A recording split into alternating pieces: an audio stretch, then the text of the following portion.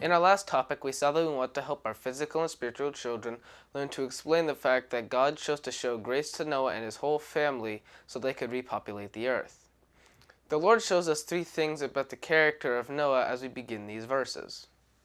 Genesis 6 verse 9 through 13 says, "This is the genealogy of Noah. Noah was a just man, perfect in his generations. Noah walked with God, and Noah begot 3 sons, Shem, Ham, and Japheth. The earth also was corrupt before God, and the earth was filled with violence. So God looked upon the earth, and indeed it was corrupt, for all flesh had corrupted their way on the earth. And God said to Noah, The end of all flesh has come before me, for the earth is filled with violence through them, and behold, I will destroy them with the earth." In these verses, the Lord tells us 3 things about the character of Noah. First, we see that Noah was a just man. The word translated just means to be righteous, or one who is right with God. Abraham used this word 7 times as he talked with the Lord in Genesis 18, verse 23 through 28. Genesis 18, 23 through 24 says, "And Abraham came near and said, Would you also destroy the righteous with the wicked? Suppose there are 50 righteous within the city. Would you also destroy the city in the place and not spare it for the 50 righteous that were in it?" The word is translated righteous, each of the 7 times in the following verses. Second, we see that Noah was perfect in his time. The word translated perfect means complete or sound, and was most often translated without blemish. Exodus 12 verse 5 says, "Your lamb shall be without blemish. A male of the first year, you may take it from the sheep or from the goats." In this verse, we see that God told Moses that the Passover lambs were to be without blemish. As a result, Noah was very different than the rest of the people of his day, since the thoughts of the hearts of most people were only evil continually. Third, we see that Noah walked with God. This phrase is only used 3 times in the Bible. The other 2 times are in Genesis 5, verse 22 through 24, where we read, "After he begot Methuselah, Enoch walked with God 300 years and had sons and daughters. So all the days of Enoch were 365 years. And Enoch walked with God, and he was not, for God took him."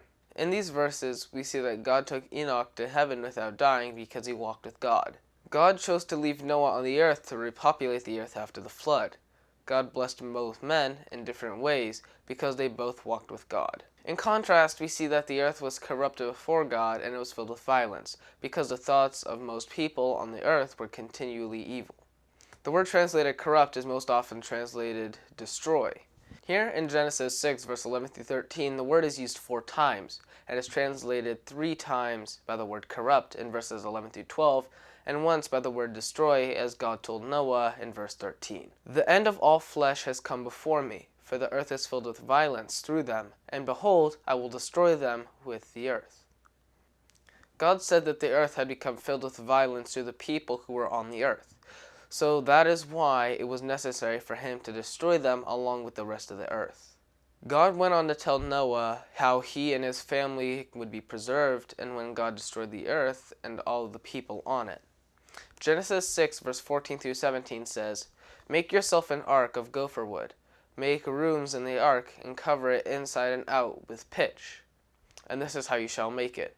The length of the ark shall be 300 cubits, its width 50 cubits, and its height 30 cubits. You shall make a window for the ark, and you shall finish it a cubit from above.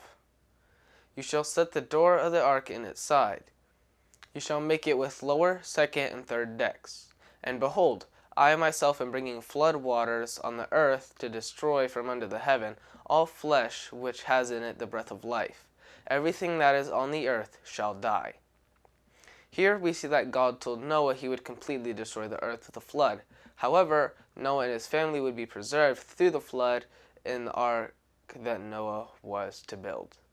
We see that God told Noah the size of the ark he was to build to preserve his family, and 2 of every kind of creature on the earth, 7 for the animals and birds that were considered clean animals. The word translated ark is used 28 times in the Old Testament, and 26 are in Genesis chapters 6 through 9. The other two uses are in Exodus 2, verse 3 and verse 5, where the mother of Moses made an ark of bulrushes and placed Moses in it after Pharaoh had ordered all of the male babies of Israel to be killed. This ark was probably more shaped like a box than an ocean-going ship, because its purpose was to preserve Noah and his family and the animals through the flood. It did not need to move with any speed or get from one place to another, in contrast to most boats. The ark was to be made of gopher wood. Since this is the only place in the Old Testament where this word is used, we cannot look at other passages to learn more about this kind of tree that is mentioned here. It is probable that it is either the cypress tree, the cedar tree, or some other kind of similar tree. God told Noah to make rooms in the ark for the various kinds of animals and their food could be separated. God said that the ark was to be covered on both sides, inside and outside, with pitch. This was to make the ark waterproof so it would not leak. We are also given the size of the ark. It was to be 300 cubits long, 50 cubits wide, and 30 cubits high. A cubit is the length from the elbow of a man to the top of the middle finger. So it is normally about 18 inches or so. This meant that the ark was about 450 feet long, 75 feet wide, and 45 feet high. It was to have 3 decks, so there were about 15 feet between each deck, which would allow room for taller animals and also plenty of room for air to circulate in the ark. God told Noah that he was going to bring flood waters on the earth. Before the flood, there was no rain. Instead, Genesis 2 verse 6 says, "But a mist went up from the earth and watered the whole face of the ground." As a result, God probably had to explain to Noah that flood waters meant the entire earth would be covered by water for a period of about a year. The word translated flood is used about 12 times in chapters 6 through 11 in Genesis and about 1 time in Psalm 29 verse 10. The verse says, "The Lord sat enthroned at the flood, and the Lord sits as king forever." In that verse, David was referring back to the flood in the time of Noah. God said that the flood would cover the entire earth so that everything that had the breath of life in it would die. However, God told Noah in Genesis 6 verse 18 through 22, "But I will establish my covenant with you, and you shall go into the ark, you, your sons, your wife, and your sons' wives with you. And of every living thing of all flesh you shall bring 2 of every sort into the ark, to keep them alive with you. They shall be male and female, of the birds after their kind, of animals after their kind, and of every creeping thing on the earth after its kind. 2 of every kind shall come with you to keep them alive.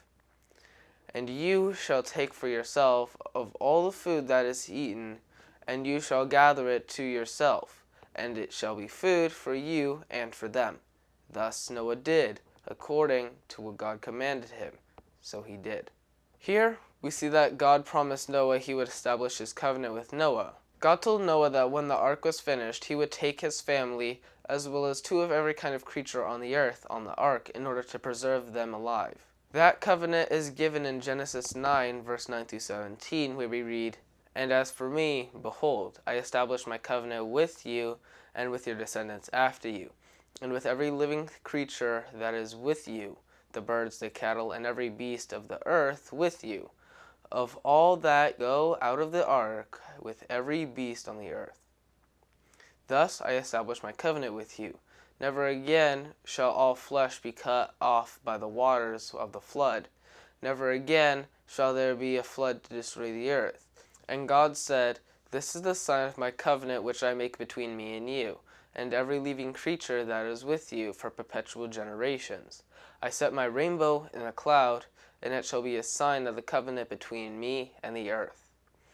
It shall be when I bring a cloud over the earth, that the rainbow shall be seen in the cloud, and I will remember my covenant which is between me and you, and of every living creature of all flesh. The water shall never again become a flood to destroy all flesh. The rainbow shall be in the cloud, and I will look on it and remember the everlasting covenant between God and every creature of all flesh that is on the earth. And God said to Noah, "This is the sign of the covenant which I have established between me and all flesh that is on the earth." We will look at this covenant in greater detail in a later topic. We see that Noah was to take 2 of every creature with him on the ark, so the creatures would be left alive. These 2 of each kind of creature were to be male and female.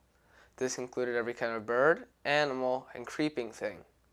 Then Genesis 7 verse 2 through 3 adds, "You shall take with you 7 each of every clean animal, a male and his female, 2 each of animals that are unclean, a male and his female, also 7 of each of the birds of the air, male and female, to keep their species alive on the face of all the earth." This meant that there would be 7 of each of the animals that were clean animals. In addition, Noah was told to take enough food for the family, plus enough food for all the birds, animals, and creeping things. Since they were going to be on the ark for a little over a year, this meant gathering a lot of food as well. Noah then did all that God commanded. We want to help our physical and spiritual children learn to explain the instructions that the Lord gave to Noah after he told him to build an ark to preserve his family. May the Lord richly bless you as you help your children learn to explain these things.